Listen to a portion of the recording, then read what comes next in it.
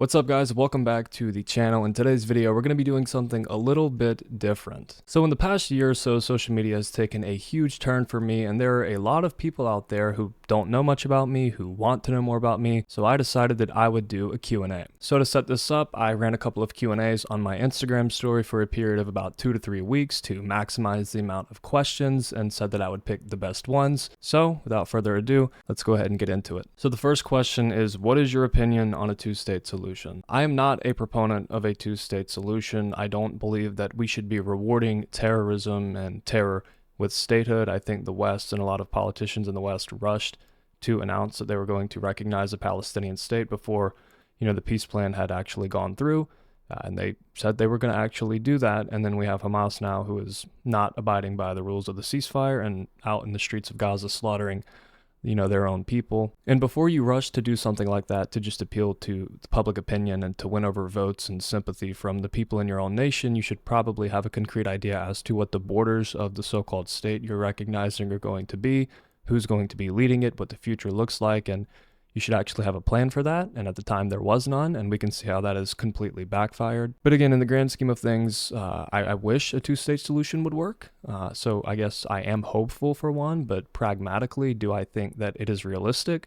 No, I don't think Israel has any reason to want a Palestinian state to exist, and I don't think that the Palestinians necessarily have, being raised in their society and what they've been taught, they're not going to come to the table and accept a Jewish state. So I've said this for a long time. I know it sounds pessimistic, but I think that this conflict will never end, especially since it is rooted fundamentally in religious conflict. Whether or not people want to agree with that, people can, say it's political, it's about borders, it's about occupation, it's about land.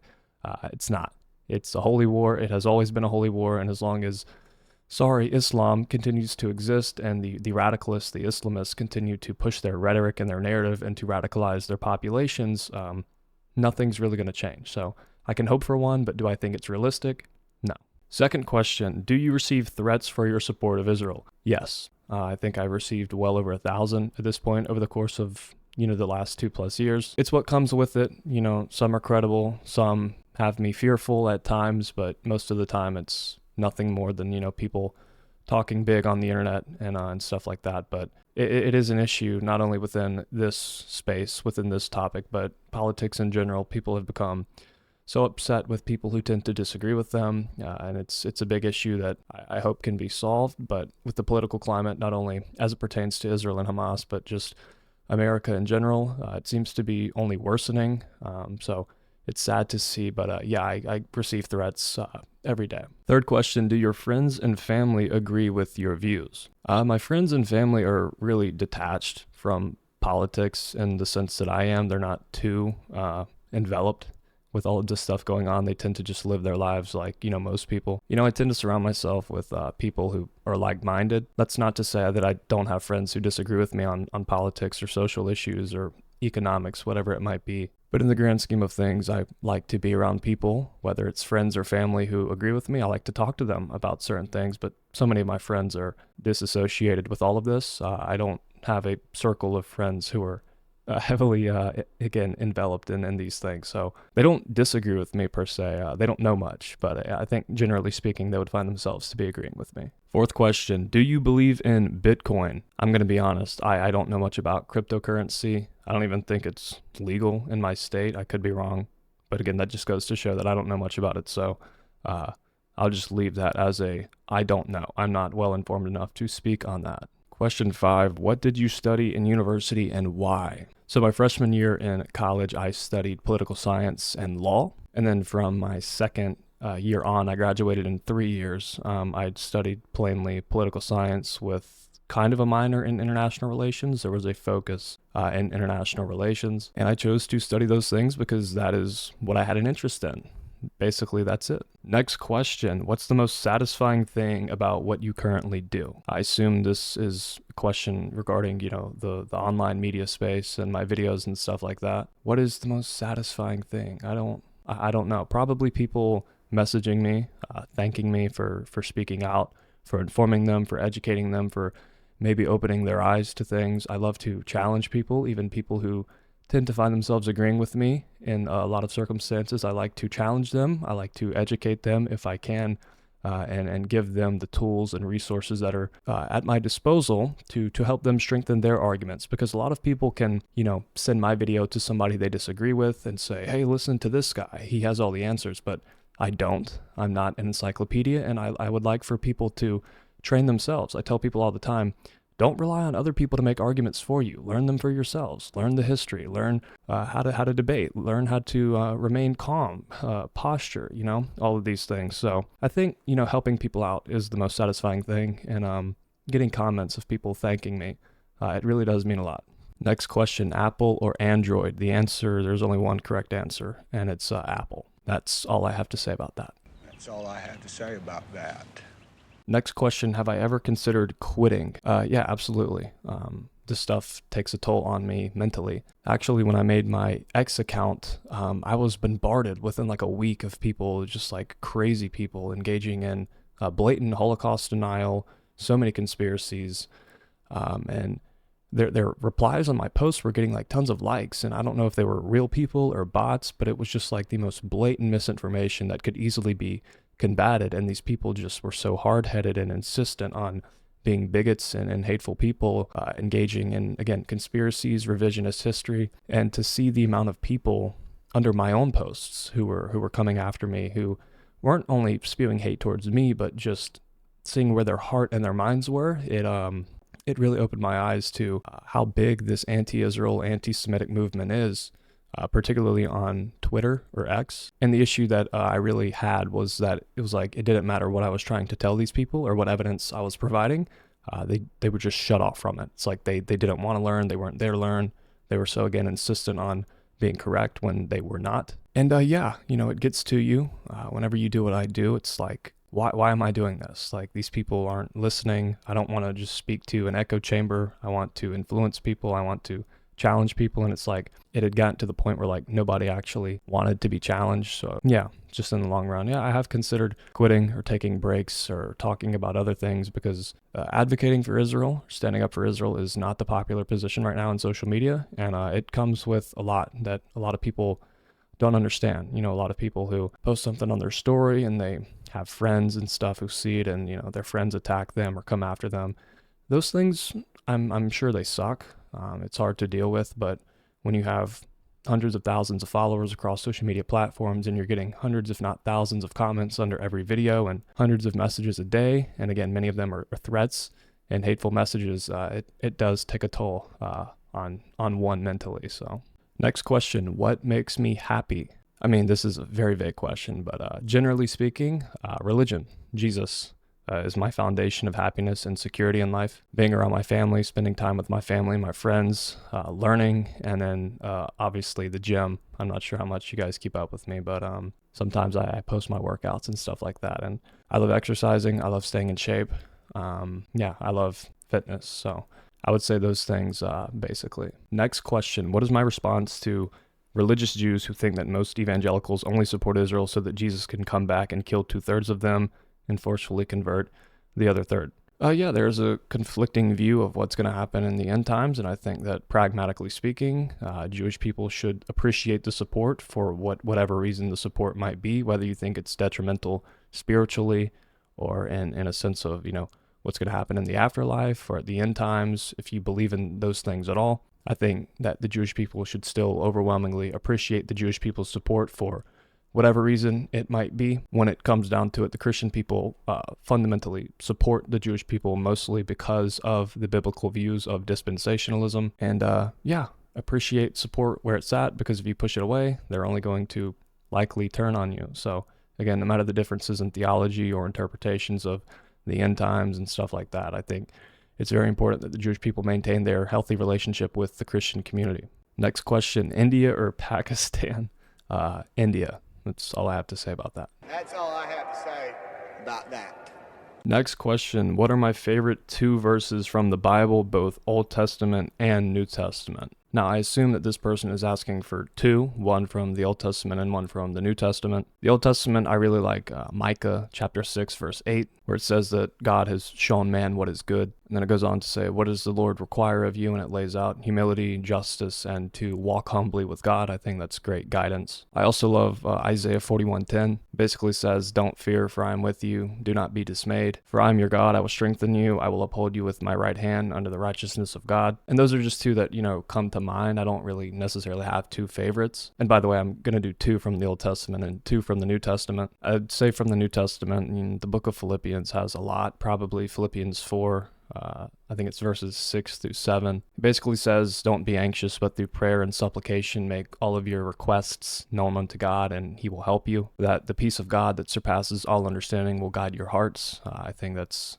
probably one of my favorite verses from the New Testament. And then Romans is probably my favorite book, actually, over Philippians in the New Testament. The book of Romans chapter 8, verses 38-39. And that verse basically says that nothing that has ever existed, past or present, will be able to separate us from the love of God. The next question is, would I ever consider being a politician?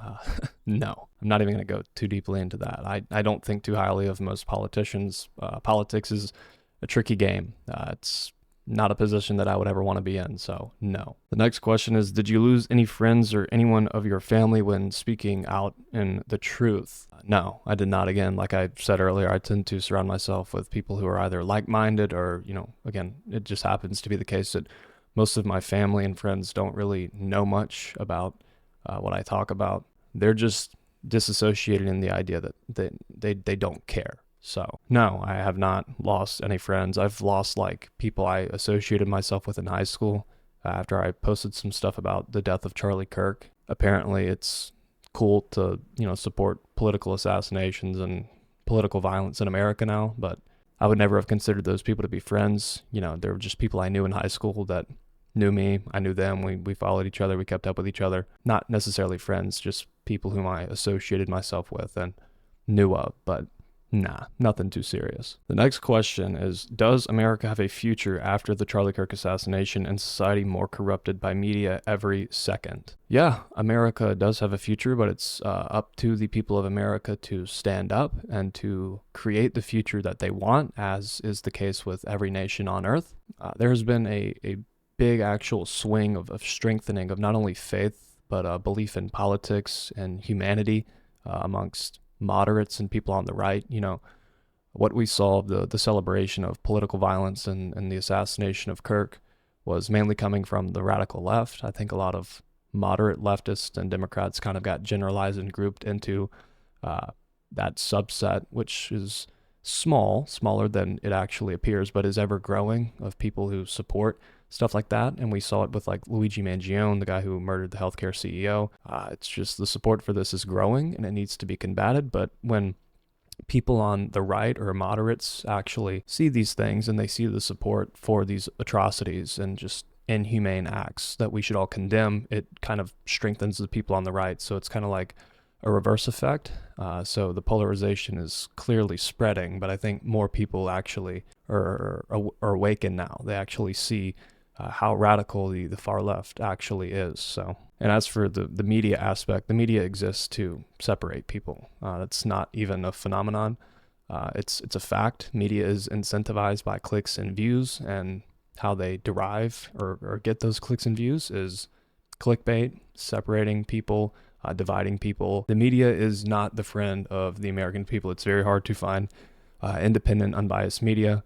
But if you try hard enough and if you read sources from, all different sides of the political spectrum, all up and down it, you'll come to your own conclusions. And that's the best thing, or that's the best advice that I could give to anybody. Next question, do I have any plans to travel the world and do some speaking? I don't have any plans to do that because that's a lot easier said than done.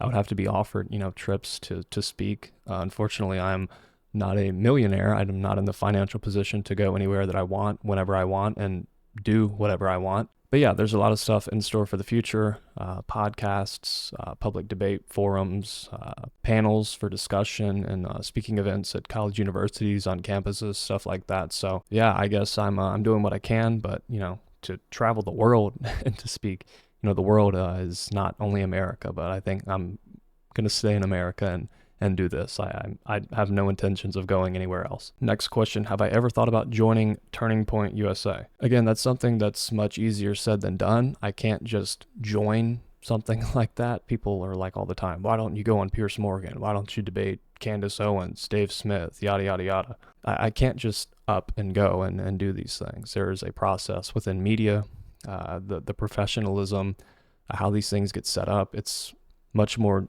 complex than I think people outside of the social media world tend to realize. But yeah, if Turning Point, offered me a position or to be an ambassador or anything like that, I would gladly consider it. I think it's a great movement. I'm supportive of most of the things that they stand for. I think there's some disagreement within TPUSA right now, which I think is healthy. But yeah, I would definitely consider doing that if I had the opportunity to do so. That just hasn't been presented to me yet. Next question, is replacement theology biblical or not? It's something that I've seen coming up more recently. It depends on who you ask.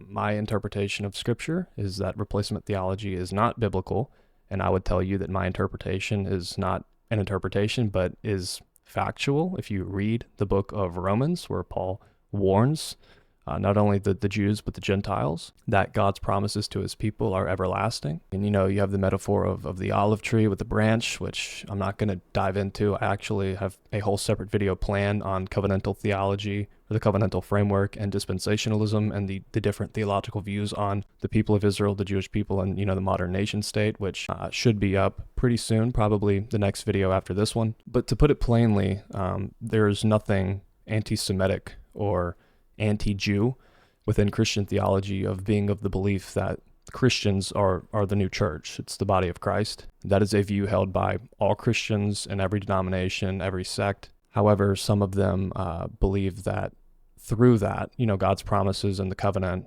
and the law and things like that in the Old Testament are no longer applicable. Jesus was a sacrifice for the atonement of sins. There's a lot of things that go into this, but I would just advise you all to watch my next video, and I'm going to cover this very deeply, but again, to put it simply, I don't think replacement theology is biblical, and I think anyone who's serious about scripture would tell you the same. Next question, am I working already with any other big influencers, and am I joining a show, or am I staying by myself? No, I don't work with anybody. Everything that I do is fully independent and supporter funded. I have no plans to join a show. Maybe start up a nonprofit or an organization in the near future to expand the advocacy and make more of an impact. But no, I don't work with anybody else, and I don't have any plans to join a show. Next question is, how tall are you, fine sir? I'm 6'2". 6 feet, 2 inches tall. Next question, what are my opinions on the supposed political overreach of Israel and AIPAC, or the overreach that they have? AIPAC is American. The A in AIPAC stands for America. I think as long as it's American funded, everything's coming from America, not from foreign government. They have no obligation to register under FARA. If there are a lot of people in America who support Israel, who want a strong American-Israeli alliance, then that's their constitutional right.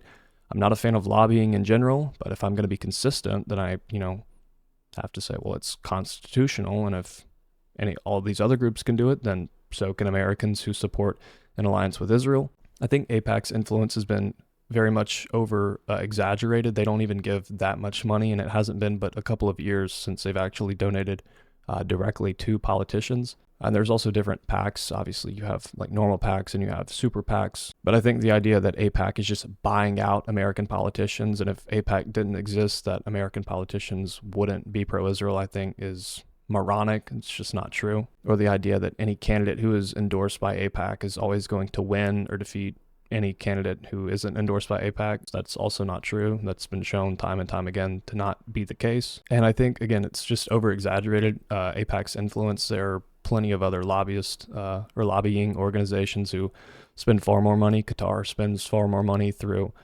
infiltrating our education systems and stuff like that. So I just think it's a big issue that's blown out of the water, and it's just an excuse for a lot of people who don't support Israel to kind of question why we support Israel without actually understanding why it benefits America, not only in terms of intelligence sharing, sharing technology, innovation, missile defense systems, military technology, innovation in that aspect, AI, sectors like medicine, health, and joint projects like BIRD and BARD that most people don't know about, but I won't dive too deeply into those. I think people just see that AIPAC sends certain amount of money and they're like, oh, it's so much money, they're buying out politicians, and it's just not the case. Next question is hot dog or hamburger for 4th of July? There's only one correct answer, and it's hamburger.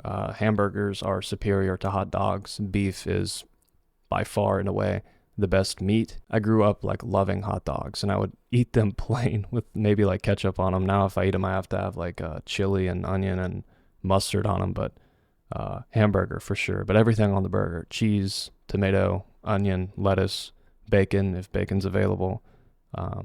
Yeah. Next question is, where do I get factual information, actual factual information, when there's so much disinformation out there online? Well, to put it plainly, I don't get my information through like X or Instagram or TikTok. I actually read news outlets. I read primary sources through history if I want, historical narratives and to look into history. Books, there's a whole shelf of books back there behind me that top shelf, I've read all of those. Bottom shelf, I'm in the process of working on right now. But yeah, I scan through many different outlets, whether they're left-leaning, right-leaning. Ground News is a great app. I don't use it as much anymore, and they're in no way, shape, or form a sponsor of this video. It's just a recommendation.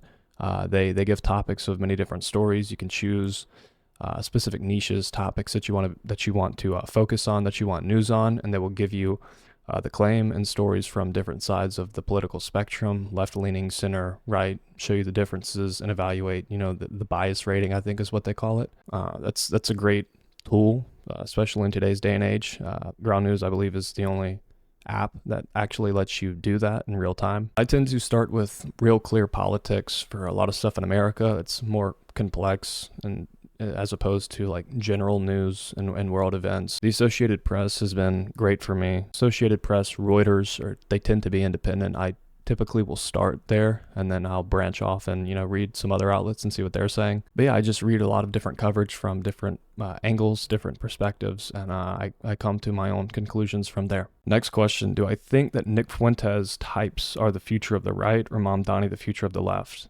No. I think the overwhelming majority of the right despises Nick Fuentes. Again, I think it's a growing movement, but I don't think it's anything necessarily to worry about in terms of taking over. And as for Mamdani, I think the left, we've already seen, has tried to separate itself from Mamdani because the left knows that socialism or democratic socialism is not a winning strategy. And if Mamdani's policies are implemented, if he actually gets what he wants in New York, which I don't think he actually will, it's going to tank New York, and it's just going to be an eye-opening thing to a lot of people to understand, hey, this guy's policies suck, democratic socialism doesn't work, and look how he has destroyed our city. So no, Democrats understand that most Americans enjoy the free market. Most of them are not lazy enough to just vote for people who promise them free things. That's another issue that has to be addressed in America culturally in the minds of people. People are lazy, and people are tired of the status quo.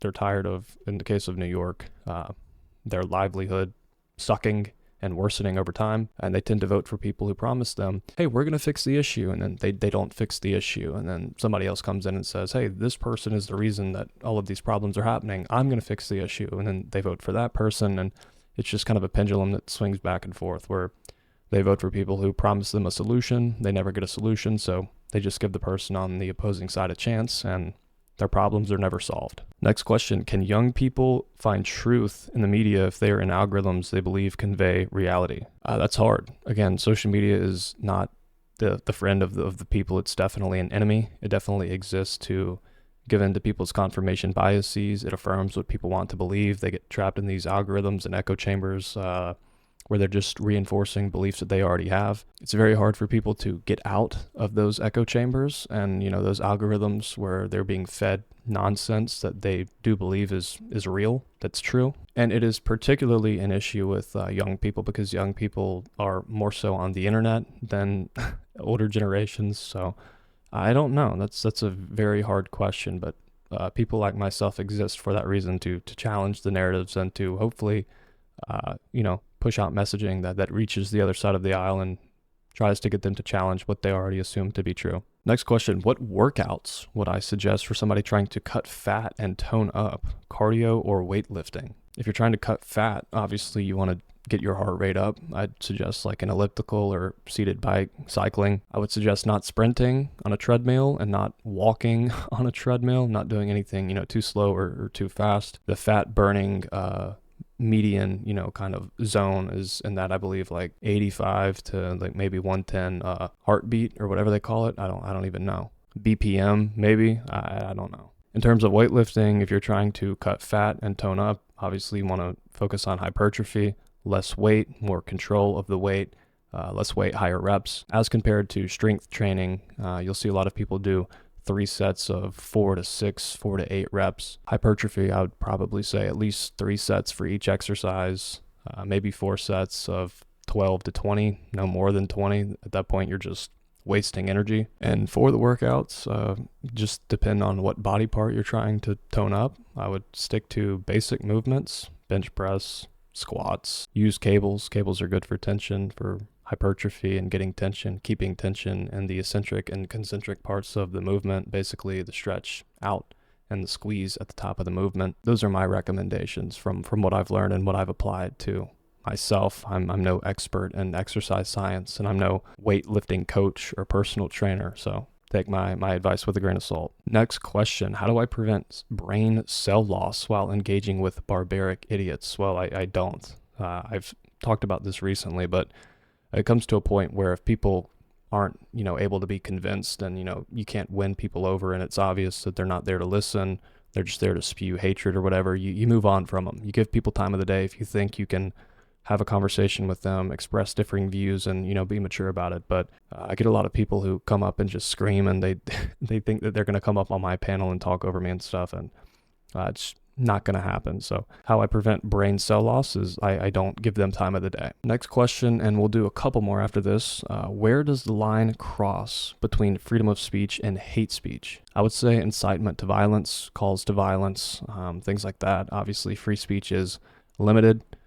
The idea of free speech is that you're able to say whatever you want without governmental repercussions, without your government coming after you and silencing you or punishing you. It doesn't mean you can't be fired from your job or things like that. That's more so of an accountability issue. Your employer has every right to fire you. For example, if you are online celebrating the assassination of Charlie Kirk, if you get fired, it's not, an attack on your free speech. That is a legal availability on behalf of your employer, who probably doesn't want psychopaths in their workspace and their workforce. But yeah, and incitements to violence, again, it can be very tricky. In America, you see people like Mahmoud Khalil, the guy who was at Harvard University leading all of these pro-Palestinian protests. He wasn't deemed a terrorist, but he was deemed a national security threat under many different acts that have odd precedent in American history, where they have been used to label certain people as terrorists or to remove certain people. And as for like who holds the authority in those cases,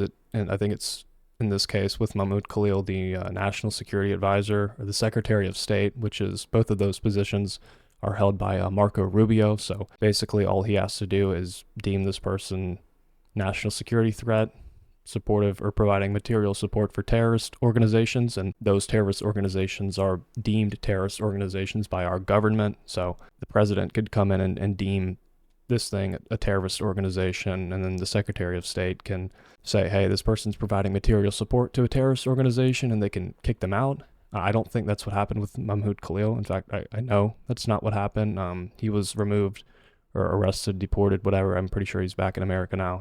People tend to have forgotten about him because it was just a huge thing that nobody cares about anymore. But I'm pretty sure his issue was more so related to not him committing a crime. He was not charged with a crime or being necessarily a terrorist, but being a national security threat. It can be very tricky, but in terms of free speech, really, you can't incite violence or call for violence against a group of people. But I'm no, constitutional lawyer or legal expert, so that's my insight on that issue. Next question is religion really necessary to bring out the best in humans? Why can't we be moral or just without?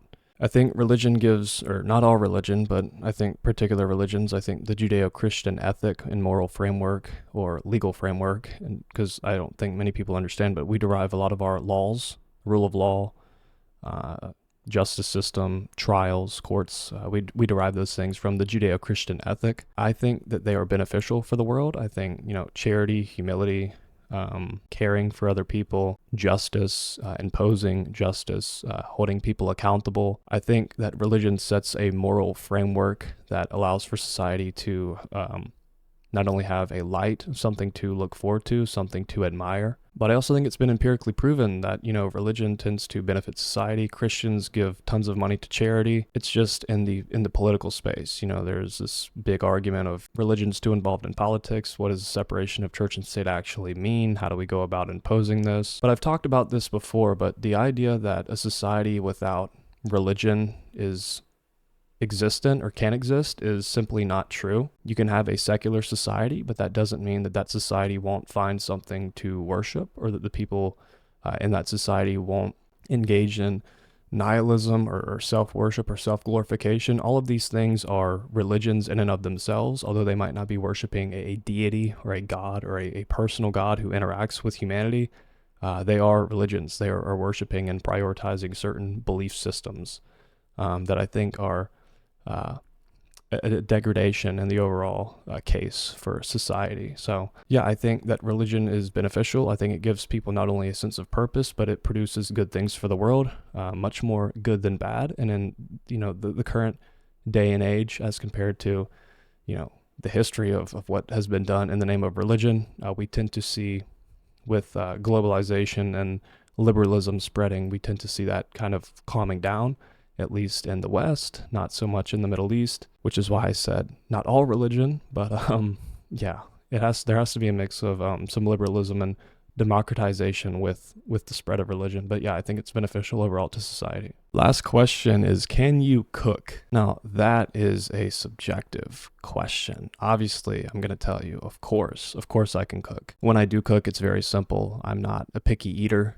in terms of what I like to eat. I eat very basic things: rice, meat, vegetables, very basic and easy things to cook. I'm not somebody who's going to sit out on a grill and charcoal steaks and, see if they're like pink on the inside or have them just right. I'm no chef, but yeah, I use a rice cooker or something like that, make some white rice, chicken, beef, turkey, pork, whatever, vegetables, broccoli, green beans, spinach, squash, asparagus, and all of these things tend to be very easy to make, very basic, very quick, and not too much of a hassle. So I can cook for me.